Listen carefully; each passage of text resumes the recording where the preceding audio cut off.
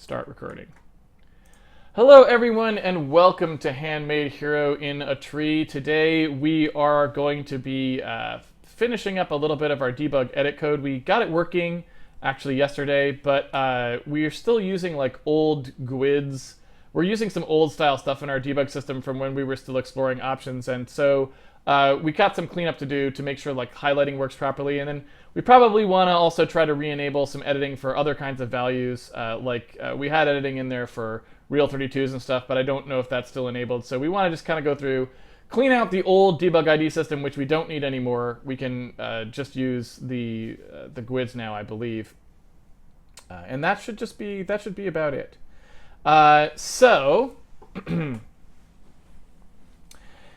Today is day 253, and day 253 comes after day 252. So if you are following along at home with the source code, you want to unpack day 252's source here, because that's what I'm starting with, and you will be in a weird place if you start with different code than that. So yeah, if I remember correctly, coming through here, if we run things, everything is now working properly. We can edit our values and that sort of stuff. I don't remember too much about what these debug values are actually supposed to do, but I think they just only move when somebody actually, like we had like this, so you could set it to whether the camera was following or whether it would only update when the hero kind of moved into a new area. This was not actually code we were ever using, but we use it as a test debug value, so that's all good. And we also have this mode from a while back that's just used for testing. So we have a bunch of stuff in here, and it looks like that's working okay now. So we should probably go ahead and just sort of clean this stuff up, get highlighting working for these again, and also now, because we decided to leave those GUIDs as full strings, what we probably want to do is clip so that when we print them out, we're actually printing them out in some kind of a reasonable fashion. Like we want to actually cut it down to some reasonable amount of some reasonable, like we don't need all of this stuff on here, right? We can just parse to the end of that. So we want to do just a couple things like that, and I think that's basically it. So we've got, oh right, I forgot we even did this little thing here where you can view entities. So we don't really know at the moment. We actually, I don't think, ever went back and re-enabled the ability to view bitmaps either. I could be wrong about that. I don't really know. If we select an entity, like we don't see the bitmaps here anymore, so that's also something that probably should be working. And the fact that it's not working suggests that maybe we introduced a bug there somewhere. At least I would assume we did. Like I said, don't really know, but just assume. So I think we're pretty good, and I don't really know why I'm still talking. I think I'm still sort of hung up about the fact that there is a guy in a tree. Anyway, here we go. Let's go ahead and launch the editor. And again, like I said, I think I'm just going to try to focus on cleaning up this code, because I want to sort of get it down to a nice place where we can sort of say that the debug code is, reasonable and we're okay with it. Looks like we're still building in release mode there, which we don't really need at the moment, so I'm going to turn that off and just continue to build in debug mode. Because debug builds tend to be a little bit faster. Usually, that tends to be the case. As you can kind of see there, it's sped it up a bit after it's used to building. And everything's in the cache. So let's go ahead and take a look here at Handmade Debug. So we've already got this thing here that was start at last slash. And start at last slash is just going to be like start at last pipe, really. And then we could use that to clean up those names, because we already were sort of doing that before. And then we decided we didn't really need to do it, but it turns out we really probably should. Because we sort of want to get rid of that bit. So I now need to pass that when we're printing things. I think possibly this maybe should be the default, to be honest. So I think this should probably be like, don't start at last pipe, or like use entire GUID or something like this, or print and show entire grid, something like that. I don't know. Let's just say that was the case.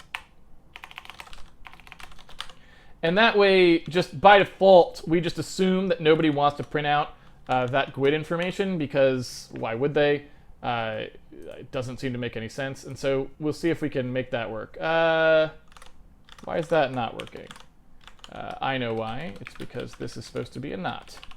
We're trying to say if it's not set to show entire GUID, then we scan for the end of our little GUID thing there, and then we hopefully work. There we go. So now our names are what the actual variables are, which seems like a good idea.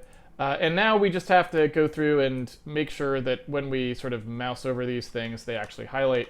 The reason that they're not highlighting right now, I believe, is just because we have this extraneous debug ID stuff. There's potentially interesting reasons for having it. So, I mean, I don't want to pretend that it was useless, because the idea behind the debug IDs is if we wanted to sort of have ways of identifying sort of more stuff. And I think the key thing that I kind of want to consider here is really the only part that I think we need to care about for having debug IDs that are not just the GUID is really just when we do those open debug block, close debug block things. If that's supposed to refer to like a particular entity or something, then maybe that's important in some way. But even then, I don't know that it is, because the debug IDs for editing purposes are really only important on that particular frame. So I don't even know if that makes any sense. So I'm not sure that we care really about these debug IDs at all. So I'm going to just excise them for now and just assume that that was an experiment we just don't need to really keep anything from. And wherever we were using debug IDs before, we can just use the GUID, right? Which is, or rather, not even the GUID. We can just use the debug element pointer, because those debug element pointers never go away. We always keep a debug element for everything. So we should be able to do something more like that, I think. Let's give it a shot. We'll see what happens. So if I am to delete debug IDs entirely from the system, you can see them here. I'll go ahead and just ice that out. So we don't care about this. I don't also know, I'm not sure what this is actually used for, to be completely honest with you. So I may also just get rid of that temporarily just to see, because I don't really know why it's there, and I'm not sure it should be there. So I'm going to get rid of this as well, like so. And I don't know, debug UI enabled, not sure what that's about. We'll take a look at that as well at some point. So let's recompile. Debug ID. So the debug hit stuff. So I think for this, again with this debug ID thing, what we can do there is probably just well, honestly, we could even save the debug ID only for debug hit if we wanted to. If we want to just keep that path working the same way it was, we could just have debug IDs are strictly for that purpose. They don't do anything else. I'm not sure if that's necessary or not. It feels like the answer is probably not. So I think what we could probably do is say debug IDs maybe just aren't important, and maybe we just always use... well, no, you know what? I'm just going to leave it. I'm just going to leave it. Because why not? So I think all I really need to do is just get, I'll leave debug ID in here, and it can be used for people external, and all I'll do, the only place I'll actually remove it is inside the debug system itself, because those don't need to do anything anymore other than be used by the hit system. So something like this, where we have a debug view, for example, with a debug ID that says what it's actually tracking, we can just get rid of that concept and use the debug element directly. Now, the other thing we can do is everywhere we would have generated a debug ID for something, we can just generate a debug element instead. Or we can just wrap the debug element in a debug ID and still use it. But I'm not sure that there's any reason to do that.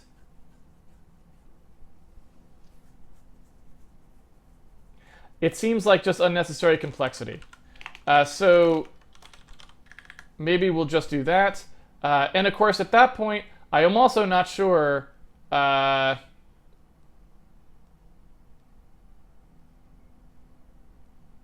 Yeah, you know what?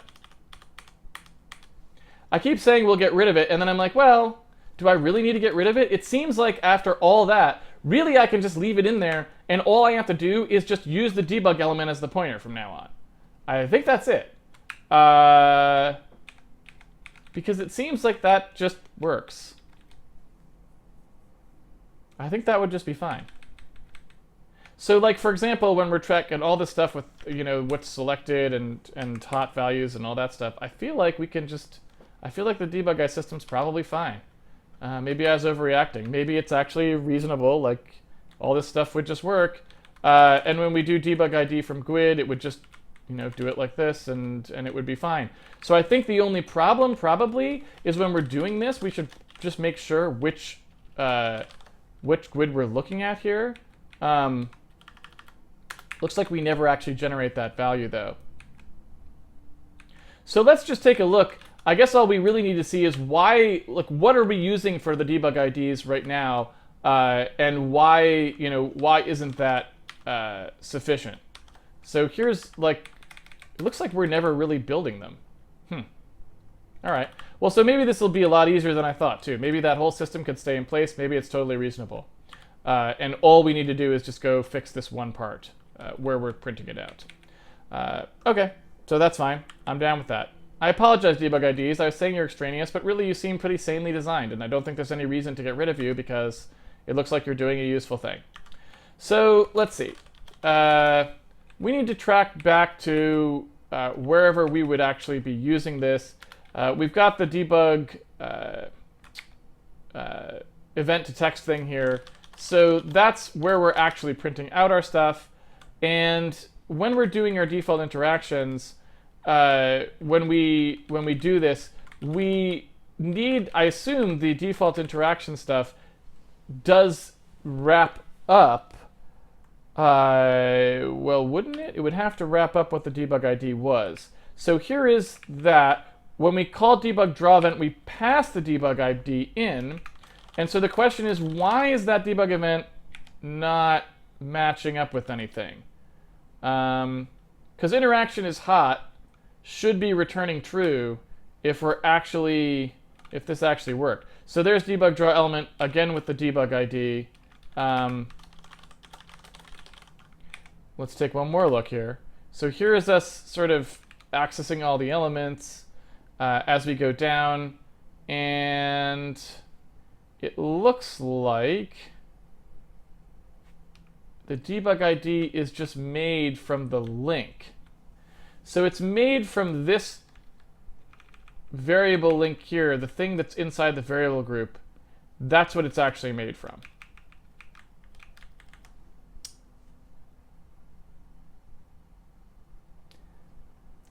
I don't see why that's a problem, though. I mean, that should be fine, right? We made, like, we made the debug ID from that, and when we actually come through here, it does work to toggle, so we know the debug ID can't be completely wrong. So the question is just, why aren't we getting any highlighting, right? And I would assume that since debug draw element is getting past this debug ID here, I don't understand why we're not seeing a difference in color when we come through. Because here's like our isHot call for debug draw event, and you can see here that it's just testing to see whether that interaction is hot or not. And I'm not sure why it wouldn't be. Let's take a look to see if there's a reason why. Maybe the interaction's not getting set to hot properly.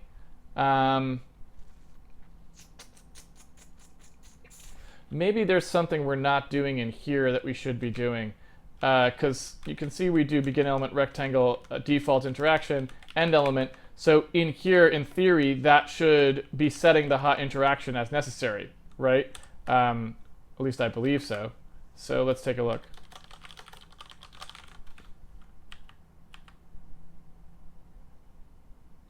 So element interaction, yeah, on end element.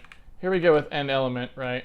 This does whatever it does here. Yeah.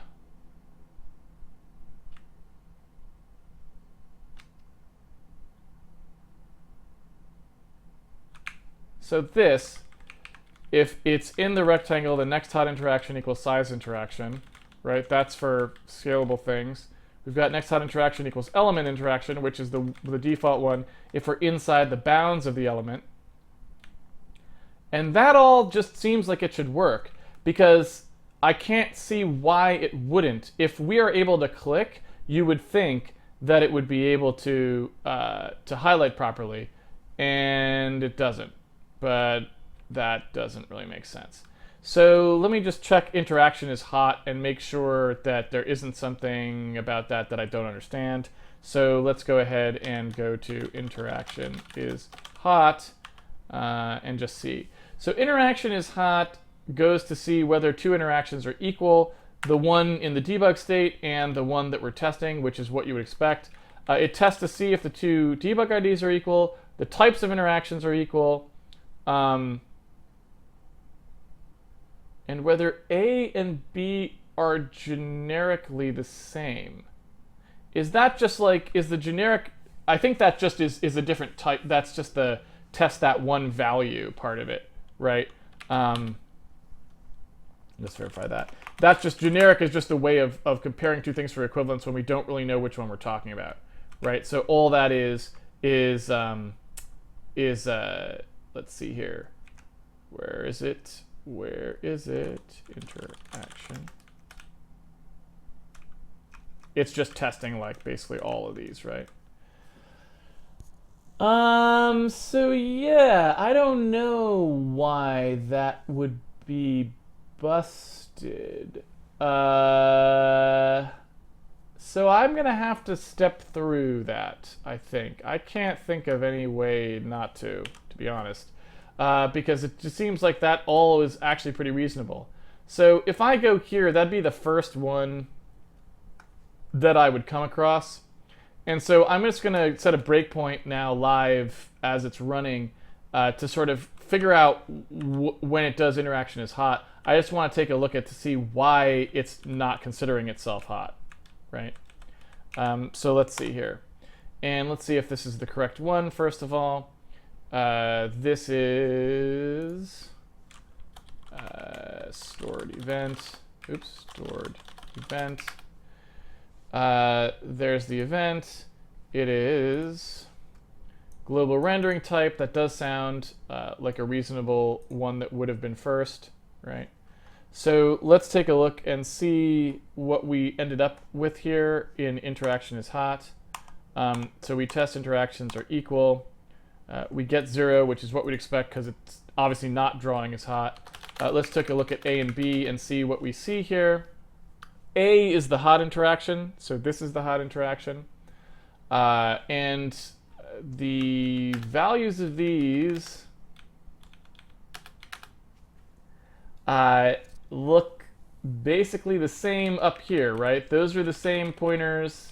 Both of these totally the same pointers, so the IDs should compare the same. They are both auto-modify variable requests. So the only difference is the generic is different. And I'm not sure why the generic is different.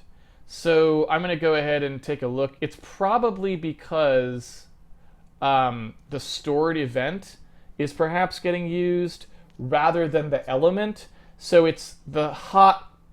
I think probably what's happening, right, is we record the values over time, and we're probably talking about only the latest value instead of talking about all values, because we only care about the element being hot, not a particular instance of a record, not a particular like frames value for that. So I think that must be the only problem that we have. So that's my suspicion. I'm going to see if I'm correct about that. So let's take a look. So that's going to be in debug draw element, actually, over here. So in debug draw element, we pass the debug ID in, so it's going to be created right here.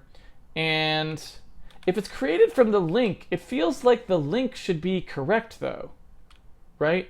Because that should be stable the entire time. It should not be recreating the link over and over and over again, because if it was, we'd be seeing the tree change. No? So that seems not quite logical to me. I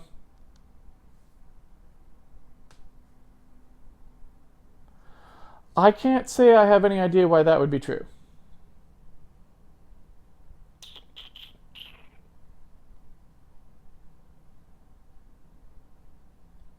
Hmm.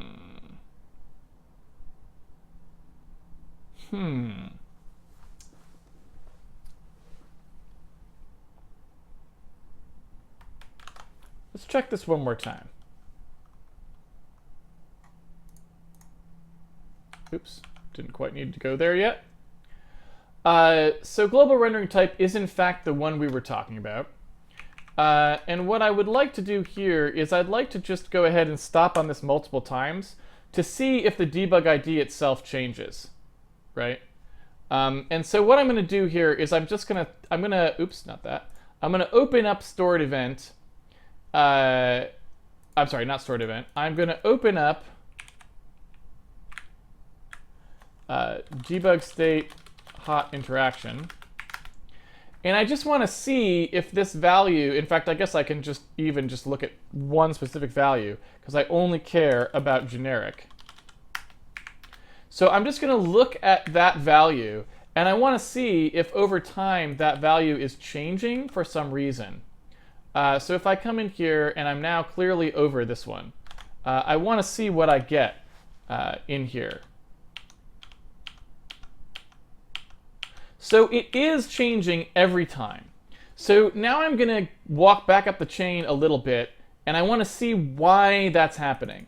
So in Draw Main Menu, where I make the debug ID to begin with, I would like to know, I want to verify that that's happening here as well, right? So yeah, let's stop in here. Let's take a look at debug ID. So what we should see here is that a debug ID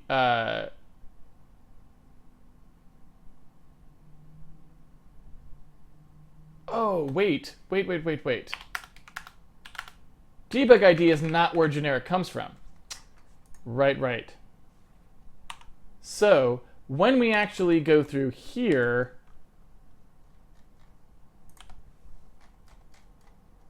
and draw the value,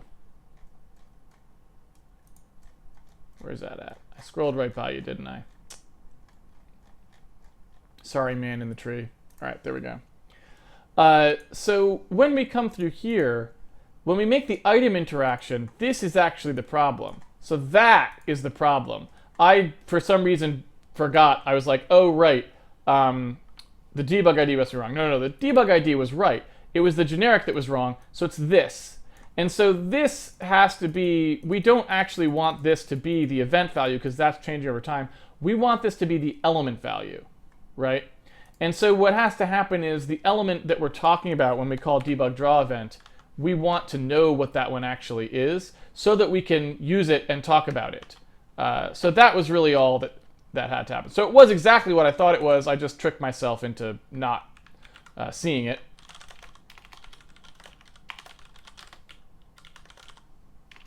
So this is like the element that we're in. And so then when we come here, we can just say like, oh, it's in element, right? Like that. So now we have to take a look at anywhere that we might do a draw event. And yeah, that's true. We would have to change event interaction. We need this to be like element interaction, essentially. Oops. And then when this person calls, we need to pass what that element actually was. So then event interaction, we could still leave around, although it's unclear that we ever actually want to have that happen. I guess I should check to see if anyone else is calling it. Somebody is calling it just to tear off a bitmap for some reason. All right, fine. I'm going to still change that to an element interaction because I think that's usually what we actually want, if that makes sense. So event interaction, I think we're just going to say that that is not a thing, actually. And it's only element interactions at the moment.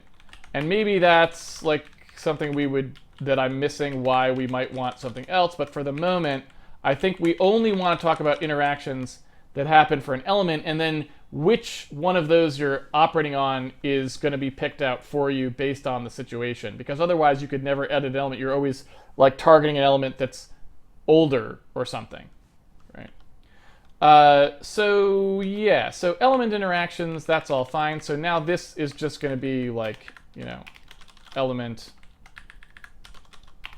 like that, and that should be fine.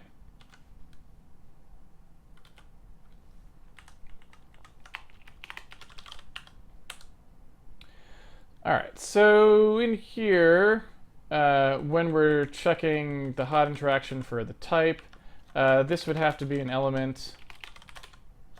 And I don't really remember the ridiculousness that's in here for storing these guys. It's pretty crazy, if I remember correctly, because we've got to store all kinds of things.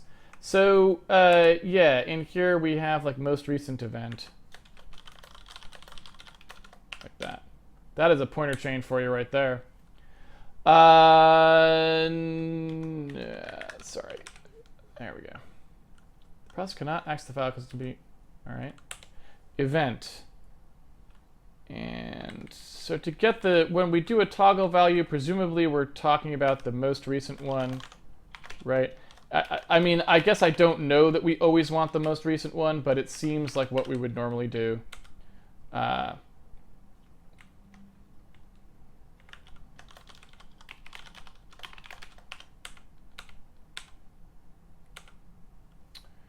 And same here.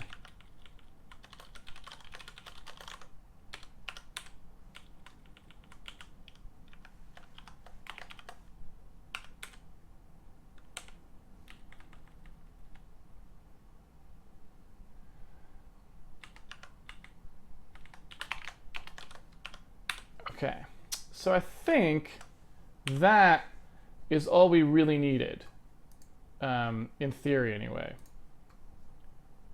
Oh, of course, it looks like maybe event doesn't always have to be that, like this debug interaction might not actually have one of these. I don't really know. So it assumes up front that we would need to say, you know, if this thing was actually there, then do it. Otherwise, you know, we don't actually want to try and grab that out, because we don't know if we even have that kind of an interaction, I guess. All right. So that's good. Now at least that's working properly. And I don't know if there was also this thing, and I don't know if we can drag. It looks like that dragging is not working either, so I would like to, I thought we had some stuff for that. Yeah, like this thing right here. So what we should probably do here is just systematize.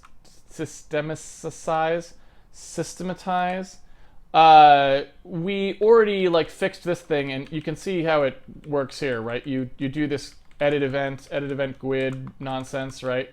So we probably don't want to have that all over the place. So we probably just want to do something like, you know, debug edit event. So we just, you know, we know that that thing is going to get edited, and then it creates that edit operation for it. And we could do that, you know, we could even do that sort of like that, you know, after we do the toggle value for the event, so that anyone else who's in here, we don't have to write it the same way. Or maybe we'll call this like debug mark edited event, like that. So yeah, let's go ahead and put this in here. Debug mark edited event. You know what? Edited only has like one T. Pretty sure about that.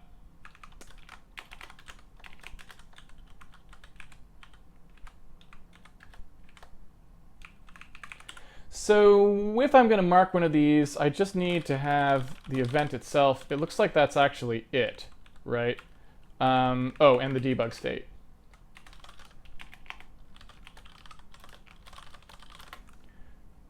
And I don't know why the indentation is not working there. Nobody knows, but nobody cares. So that's all good, and then if we drag a value, we probably want to edit the value. And we could actually make this a little safer by saying like, oh, if you pass it a null, we just won't do anything, which is also good. Yeah. And what are you complaining about? Left of original GUID must point get element event not found. Yeah, well, you know why? That's because the predec needs to be right there. Mark edited value event rather. Just take a debug state.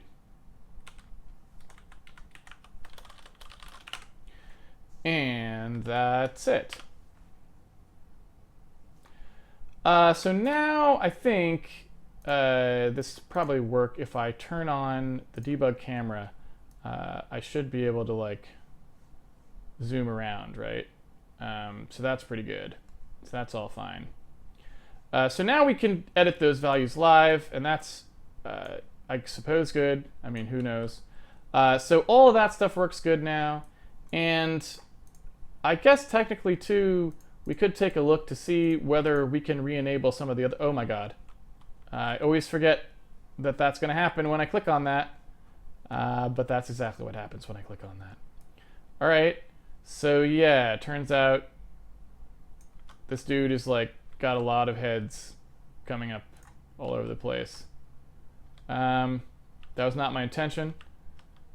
So I sorry about the heads. They're just kind of doing their thing. Okay, so I think that is all I really want to do with that.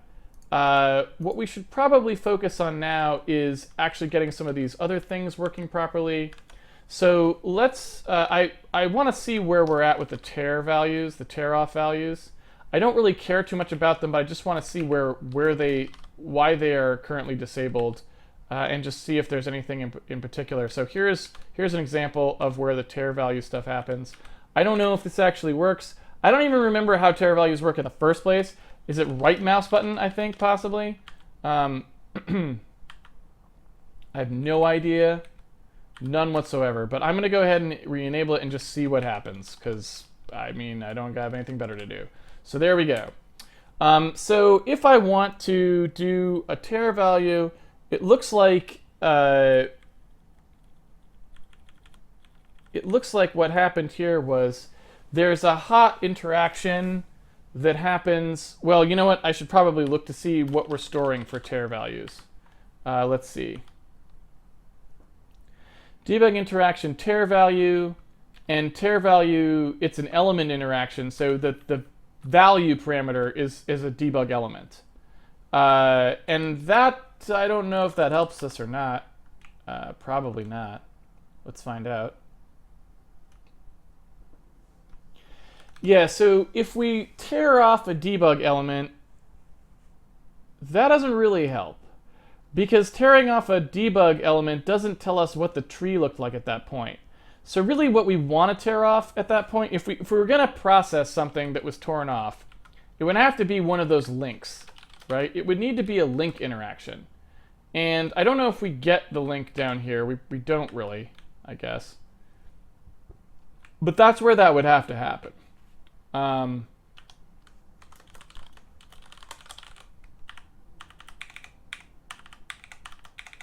It looks like that's the only place that happens.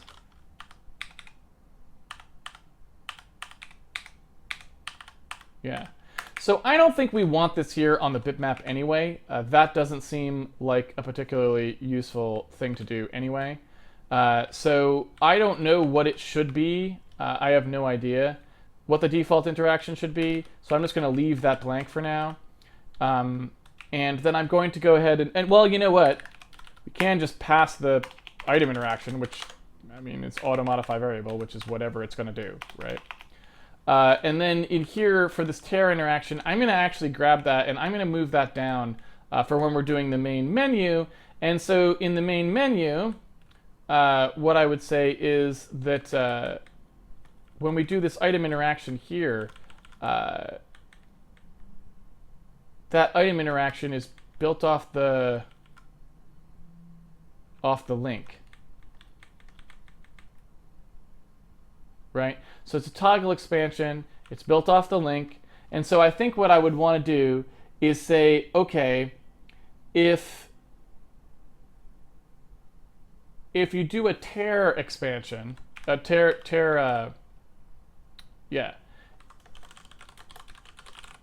you do a toggle expansion, then it's always doing this thing with the view, right? But if we try to do a tear off, what I want to do is I want to make sure that the parameter to that, or what we would tear off, I want to be, excuse me. What we would tear off, I want to be a link. And so the hot interaction variable there, I need to figure out some way that could be set to the tree. So let's take a look. Let's see here. I want debug state. So you can see here we've got debug interactions stacked up. These would have, they would never have a debug link. So what is actually getting passed for that when we're going down here? So we've got the toggle expansion, and we pass the ID, so it's just an ID. It doesn't take any additional information. I feel like we would want that to be a link interaction, because that's what we're actually hovering over at that time, is a link. Right? So, and in either case, there is a link to be had, if that makes sense. So it seems like we want some way of having that link get pushed on there. And perhaps I'm going to go ahead and see where that alt interaction thing happens. How do we set that up? Alt UI. So I think what I want to do is I think I want to just actually change the way this is being handled so that Alt UI is just set, and then we don't handle the change in interaction here. We handle the change in interaction up top, right? So we would say, like, where we're actually doing the processing. So we would do something like Alt UI would come in here, and then when we do debug, when we actually do our debug processing, before we start, we set Alt UI to that value. So, debug interact in here, right, before we actually do anything else, we set that stuff up. So we just say oh yeah, Alt UI is set based on whatever happened with the right mouse button, if that makes sense. And then we don't have that happening anywhere else, right? So let's see, where is that actually used? Begin interact, if Alt UI, is that the only place? Yeah. So I'm just going to get rid of that entirely.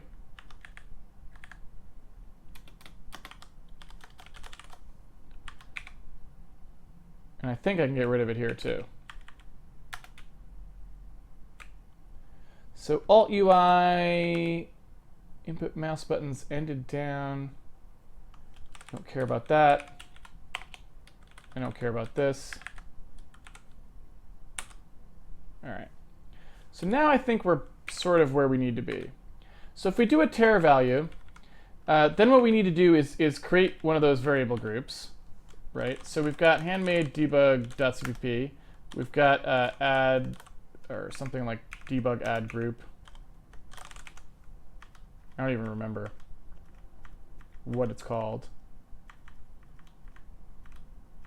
Add tree.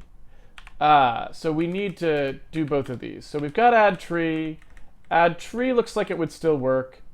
So we just need to do, let's see here. we just need to do however you add things to a group, or create a new group rather.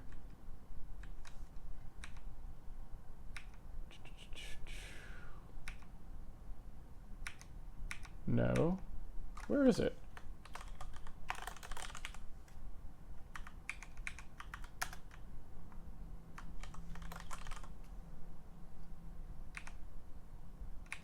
This should not be this hard.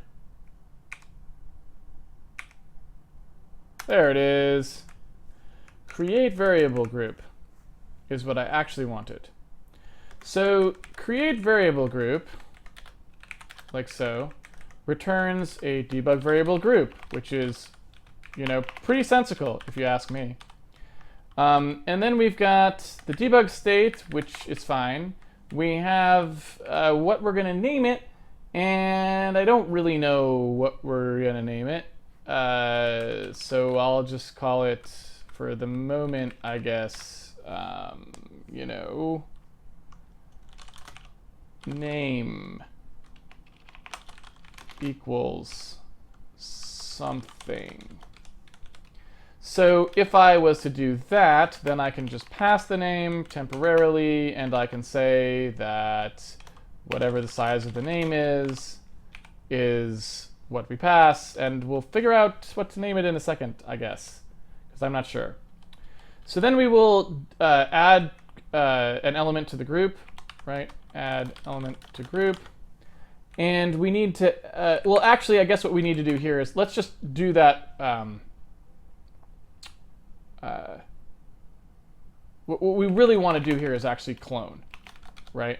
So what I really want to do is I want to do like clone variable group. You know what I'm saying? So that's probably going to be something that I write right now. Then we would add the tree using the root group that we made. And then I don't really know if there's anything else that we actually need to do.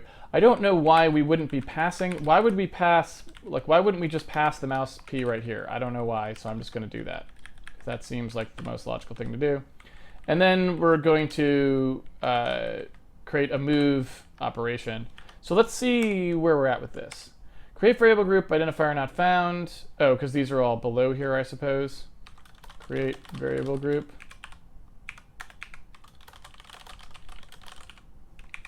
There we go. So if that's true,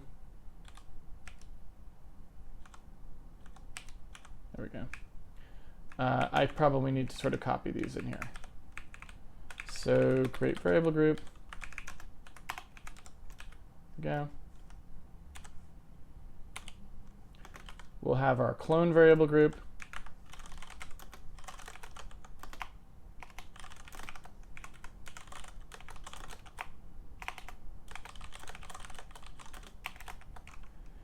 And yeah, so that would take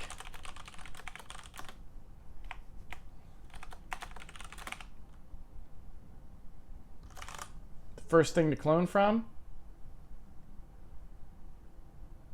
Seems like it. And that's about it, I think. All right. So we don't really care about this just yet. So I'm going to go ahead and pause that whole situation. I'm going to run this and see, because I don't actually know. We're going to have to figure out a way to actually test the fact that we even can clone. So the idea is we're going to right-click on this thing and move it over, right?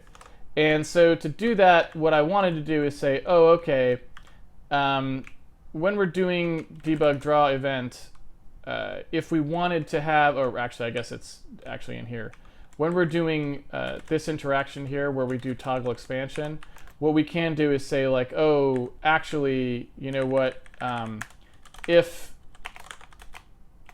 we're using the alternate UI for this thing, then what we actually want to do is, instead of item interaction being what this one is, we'll do a different one that's actually going to be tear value. It really should be called tear tree or something like that, but that's beside the point.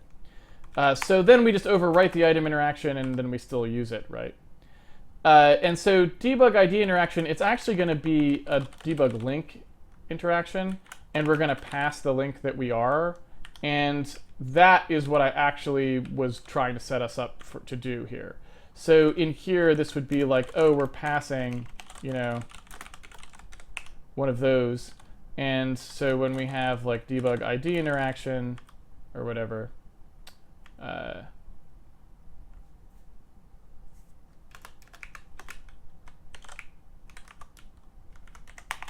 we can just make one of these.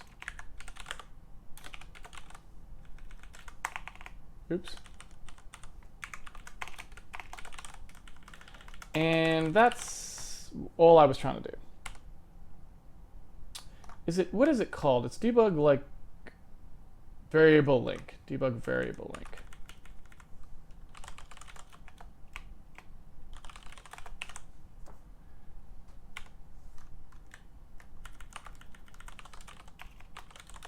All right. And so if we do one of those, then when we do the tear value, now the actual value that we get. So when we do this, the actual value that we get in here as the parameter is the group that we would want to clone. Now, we don't actually have to do that just quite yet, because we should be able to get this working without actually cloning the tree first. But I gotta get that part to work. So let me take a look at tear value here, and I'm gonna set a breakpoint so I can, excuse me. I'm gonna set a breakpoint so I can see if we ever successfully do it. And you can see we're not actually getting any tearing there. So now I'm gonna check to see whether we actually ever go through this path, so the alt UI path, and we do. So you can see us setting this thing to tear value here, and then we go through and set that as the default interaction potentially. Let's find out if that actually happens.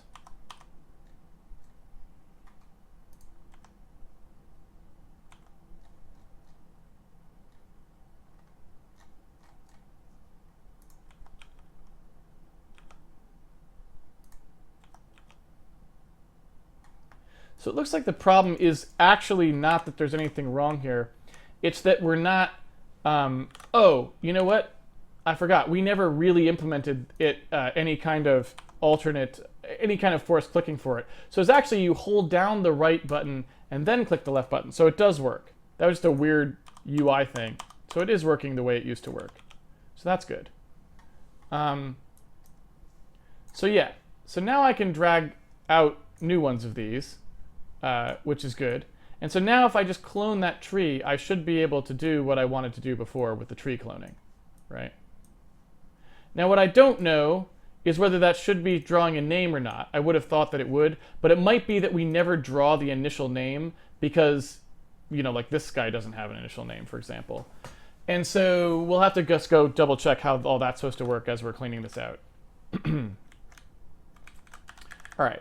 So what we actually want to do here is say, okay, well, there's actually a thing called clone variable group as well. And clone variable group, we'll just do whatever create variable group. Where is that, actually?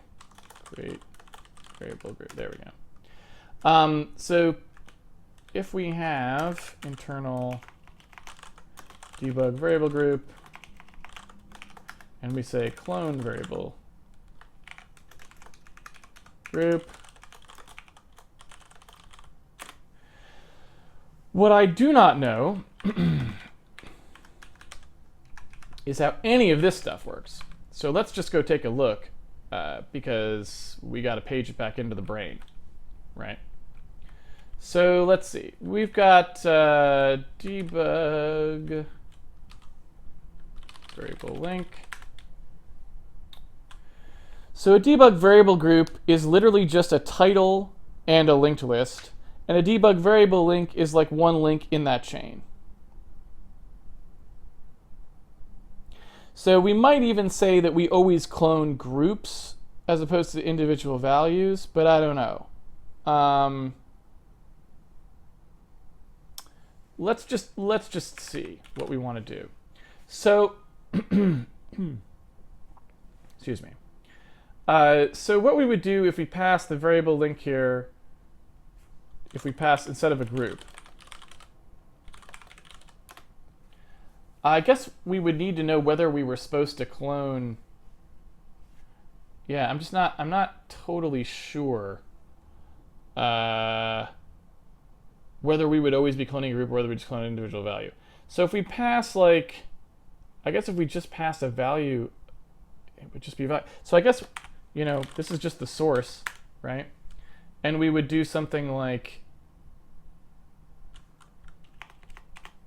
well, probably want to do this recursive, like debug variable link dest equals add element to group, and we do like whatever the dest group is, and then we'd add the source. So we'd add an element, and then we would say if the source itself was a group, then what we would want to do is create a new group to hold those.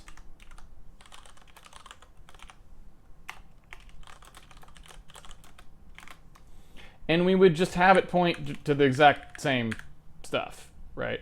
So whatever the source's information was, and right, so it's literally just whatever the source's children dot name length is and the source's children dot name are. That's the subgroup. And then we would just do a for I loop here through all of the children that it actually has and adding them to the subgroup. So I guess it's actually clone variable link is this function. It would take what the group is,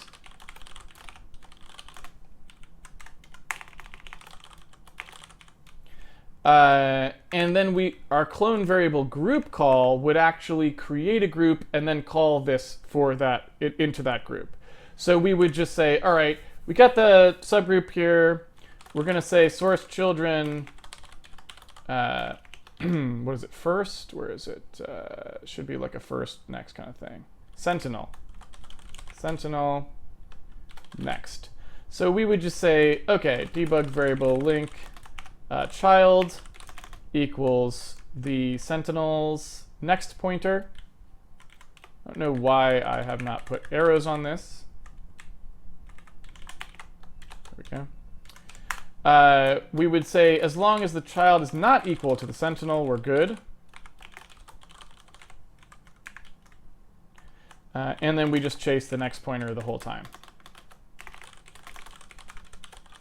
We clone because we care. That child, and off we go. So then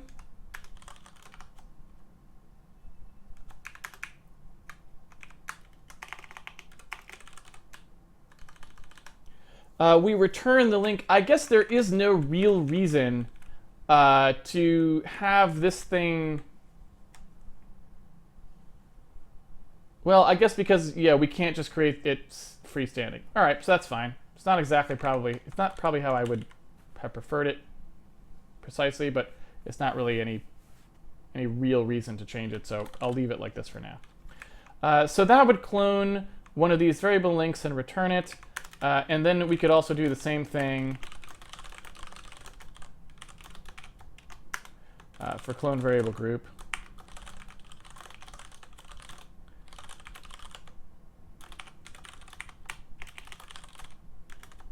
And in that case, we would just say, like, okay, if we're cloning from one of these, then we need to create a variable group.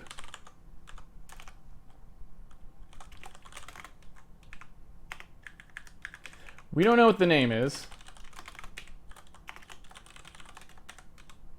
Maybe we'll just call it cloned.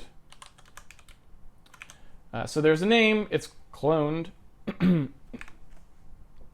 we probably want to push that string on so that if we go across reloads, it doesn't pose a problem. So I would probably want to do a push string for this, actually.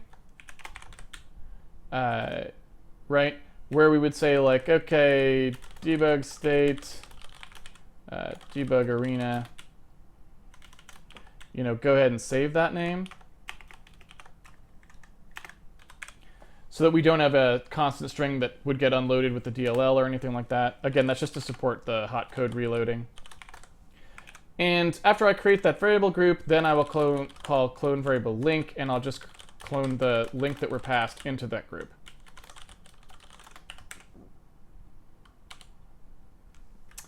It is true that does not take 0 parameters. So we would need to pass the debug state, and then the link that we actually want is the actual parameter to our hot interaction. So it'd be hot interaction.link. Not hot interaction, actually just regular interaction, right?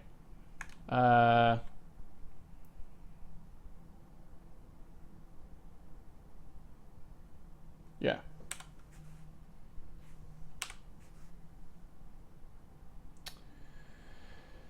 Add element to group cannot convert 3 from debug link to debug element.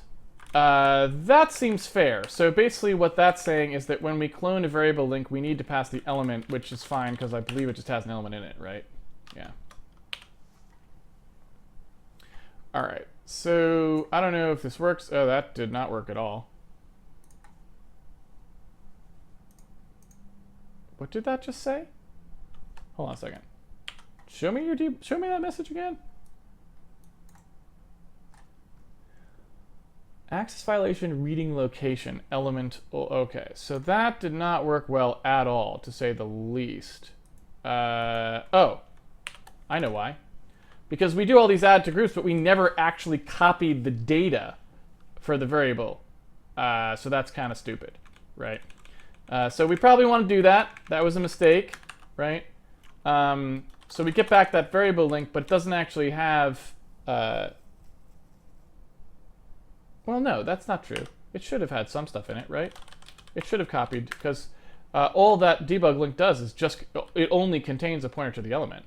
So that actually should have been fine, I would think. Let's find out. Debug, oops, variable link.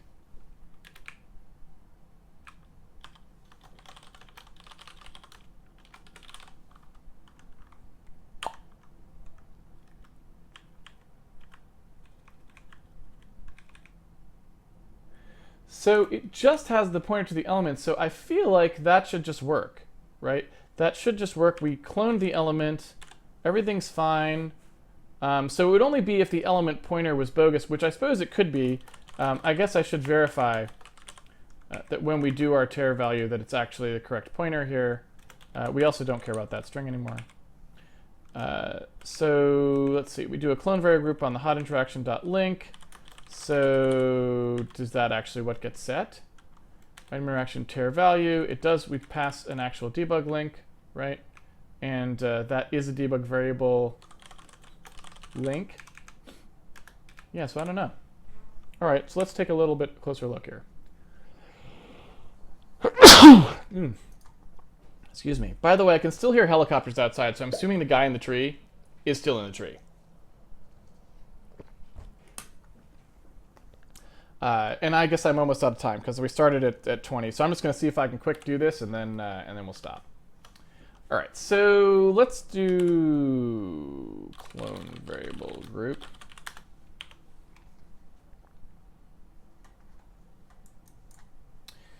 And I want to just see what ends up happening here. So if we do this, I want to see what we ended up with for a result. So here's the variable group. It's got the name we gave it. Here's the sentinel, and you know, it's got some stuff in it. And it looks like element is always 0. So why is that? Because I don't think those are all. They don't have children or elements, which doesn't make a lot of sense. So the source has a children pointer there, and then the children. Oh, whoops, because that's the Sentinel. No, it's not. Never mind. So there's the Sentinel there. Look at the next pointer. So that's got an element pointer. So why are our elements... so I just messed up the copy. That's the only problem. So let's take a look. We jump in here, push the string, we call create variable group. That does what it does. We clone our variable link. So we come in here and we want to add this element. Huh.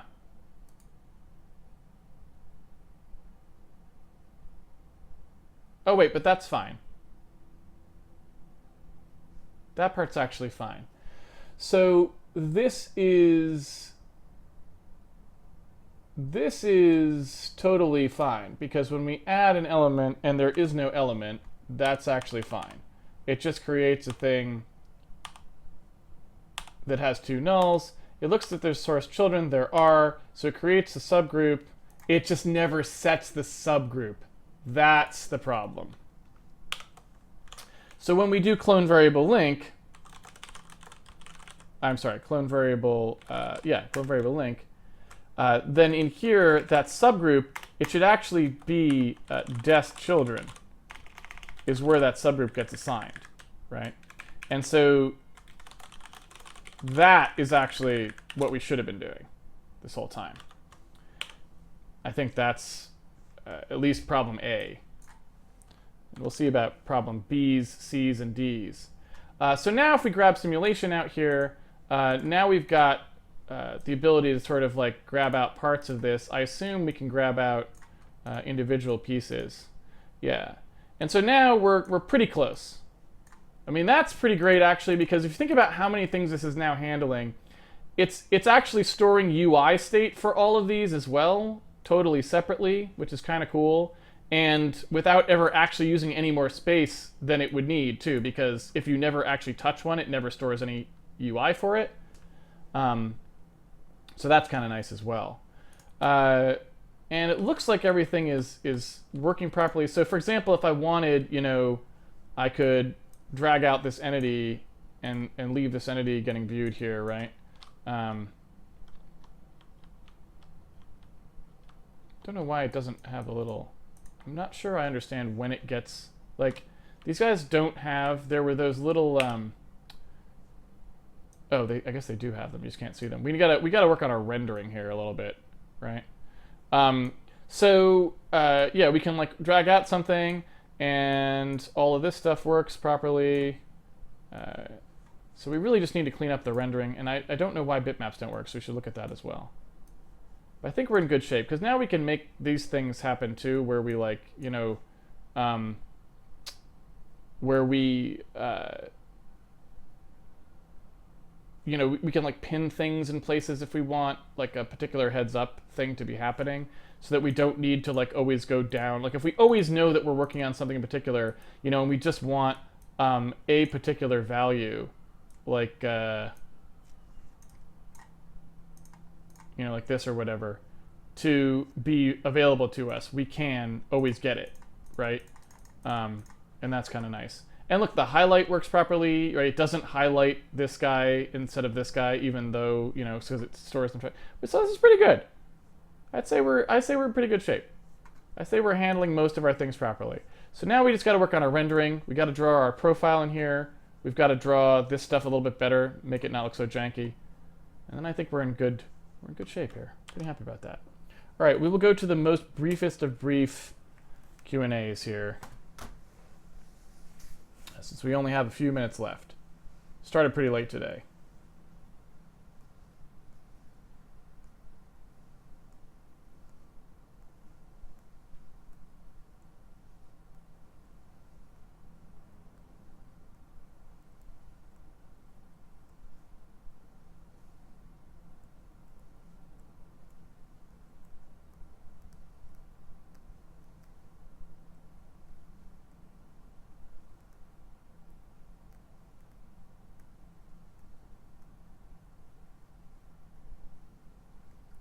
Thank you, Diewex17, for telling me. I figured the dube is up in the tree because I can hear the helicopters, but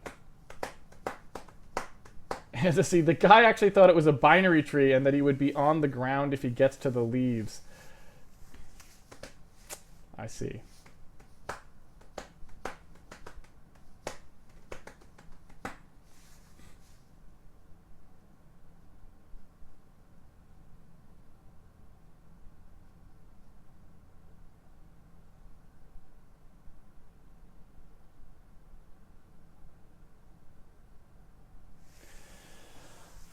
No questions?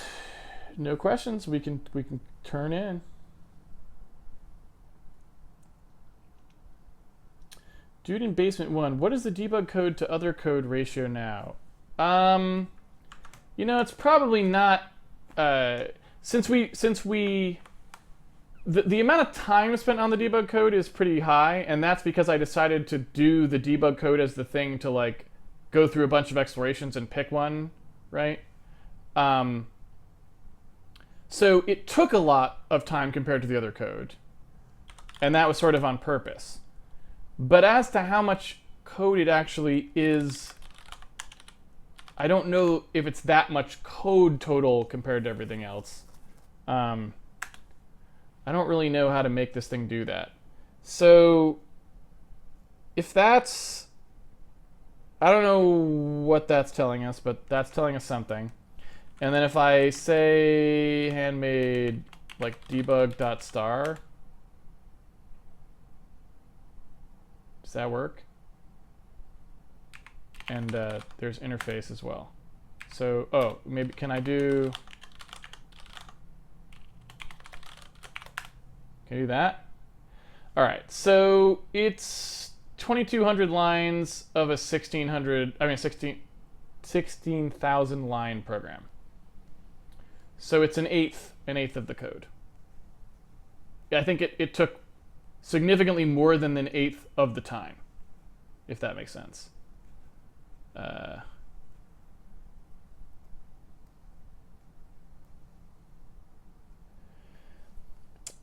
Let's see. What happens if you try to modify a dynamic variable like the player position? So the problem with that right now is I don't think we have any editors for v2 variables, for vectors. Otherwise, I think it would just move the player because it's just overwriting the value. I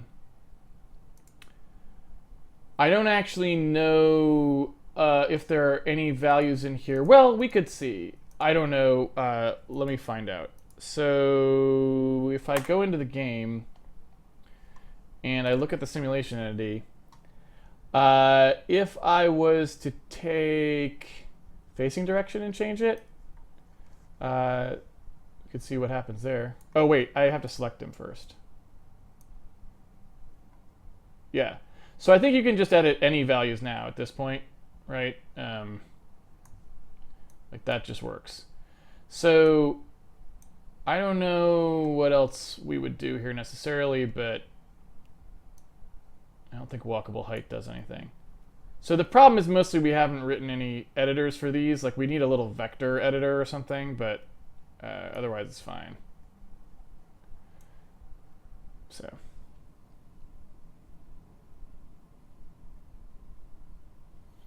In clone variable group, size of name -1, should this be the string length, not the size of pointer -1? So let me see where you're talking about.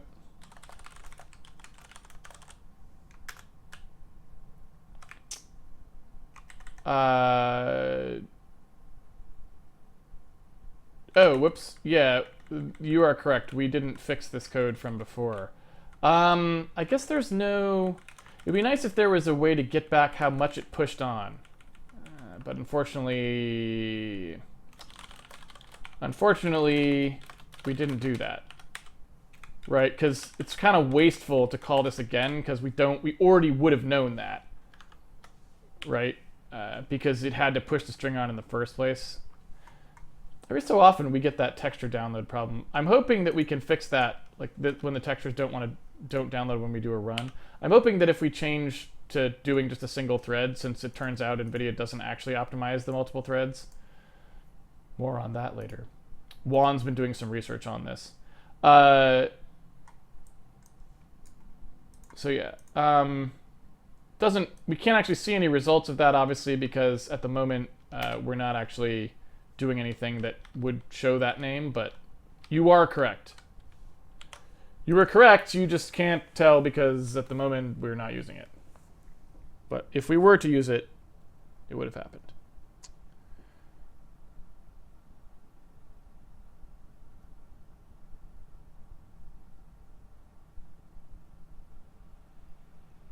All right. All right, folks, I'm going to wrap it up. And close. All right. Thank you, everyone, for joining me for another episode of Handmade Hero. It's been a pleasure coding with you, as always. If you want to follow along with the source code at home, you can always pre-order the game, and it comes with the source code, so you can do just that. If you want to ask questions, we have a forum site you can go to ask those questions. We also have a Patreon page you can subscribe to if you want to support the video series, and a tweet bot which tweets the schedule at you if you want to catch the stream live. And if you do want to catch the stream live, we'll be back here at 5 p.m. tomorrow, Pacific Daylight Time. Assuming there is no man in the tree again tomorrow. Otherwise, maybe we'll just have to call it a day because we all want to watch the man in the tree. But tomorrow, I think we will probably want to start cleaning up our drawing of stuff, so maybe we will go fix sort of the drawing of those things so they look a little nicer and are a little more interactable. And then the other thing we can do is start working on that profile view. I'd like to get that working. So now that we sort of have the debug infrastructure, I think, settled down to the point where it's like, this is what it should be, we can start to go through that code and just clean up the actual implementation parts that are, sort of very zygotish, like that little nub that's used for moving is super crappy, right? So we'll just think about that a little bit and just clean that stuff up. And then we can finally have some nice debug code and be done with it, I think. Don't know if there's really anything else we need there. Maybe diagramming, we could add a little diagramming support, but I don't know. That's probably it. Thanks very much for joining me. I'll see you guys tomorrow, 5 p.m. Pacific Daylight Time. Until then, have fun programming, and I will see you guys on the internet. I'm going to go watch the guy in the tree. Take it easy, everyone.